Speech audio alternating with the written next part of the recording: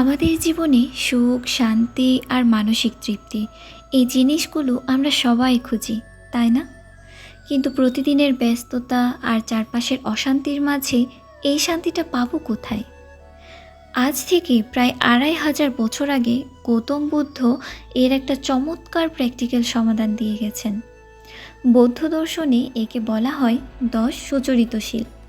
সহজ কথায় শরীর, মুখ আর মন দিয়ে করার মতো ১০টি অসাধারণ ভালো কাজ।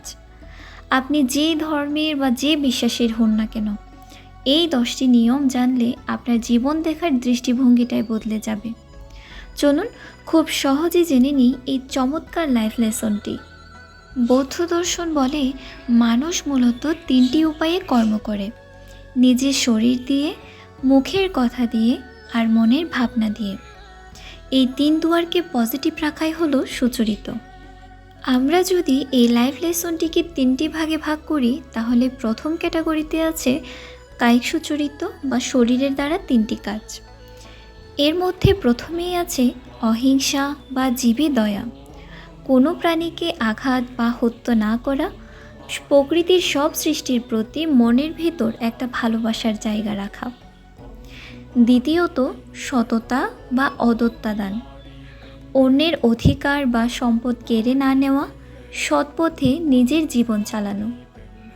৩ নম্বরে আছে চারিত্রিক পবিত্রতা, নিজের আচরণ ও সম্পর্কে বিশ্বস্ত এবং সদাচারী থাকা। দ্বিতীয় ক্যাটাগরি বাচনিক সুচরিত বা মুখের কথার দ্বারা 4টি কাজ। আমাদের মুখের কথা কিন্তু একটা ধারালো তলোয়ারের মতো, তাই কথা বলার সময় 4টি নিয়ম মানা উচিত। সত্যবাদিতা, জীবনের যে কোনো পরিস্থিতিতে মিথ্যা বা ছলের আশ্রয় না নিয়ে সত্যের পক্ষে থাকা। সম্পর্ক জোড়া লাগানো, একজনের নামে অন্যজনের কাছে চগলখুরি বা পরনিন্দা না করে মানুষের মধ্যে মেলবন্ধন তৈরি করা। মৃদুভাষী হওয়া, কাউকে গালিগালাজ বা কঠোর কথা না বলে শান্ত ও মিষ্টি ভাষায় কথা বলা। অর্থপূর্ণ কথা, ফালতু আড্ডা বা বৃথা গল্পে সময় নষ্ট না করে সবসময় কাজের এবং হিতকর কথা বলা। তৃতীয় ক্যাটাগরিতে আছে মানসিক সুচরিত বা মনের ভেতরের 3টি কাজ। পৃথিবীর সব কাজের শুরু কিন্তু আমাদের মন থেকে, তাই মনে রাখতে হবে এই 3টি ভাবনা। সন্তোষ, অন্যের সাফল্য বা ধন সম্পদ দেখে হিংসা না করে নিজের যা আছে তা নিয়ে সুখী থাকা। মৈত্রী ও ক্ষমা, কারো প্রতি ক্ষোভ, ক্রোধ বা প্রতিশোধের আগুন মনে পুষে না রেখে সবার জন্য কল্যাণ কামনা করা।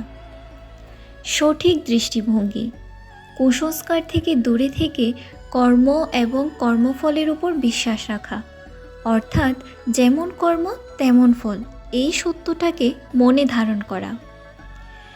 একটু ভেবে দেখুন তো, এই 10টি নিয়ম কি শুধু কোনো নির্দিষ্ট ধর্মের? একদমই না, এগুলো হলো সার্বজনীন মানবতার নিয়ম। আজকের দিনে আমরা যদি আমাদের শরীর, কথা আর মনকে এভাবে নিয়ন্ত্রণ করতে পারি, তাহলে আমাদের চারপাশের অর্ধেক অশান্তি এমনিতেই গায়েব হয়ে যাবে। ভেতর থেকে একটা অন্যরকম মানসিক শান্তি পাওয়া যাবে।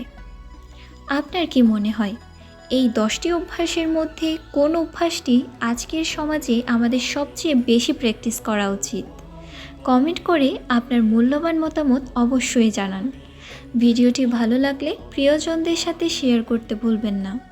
আর এমন আরও সুন্দর সুন্দর তথ্যবহুল ভিডিও পেতে আমার পেজটি ফলো করুন এবং ইউটিউব চ্যানেলটি সাবস্ক্রাইব করে রাখুন।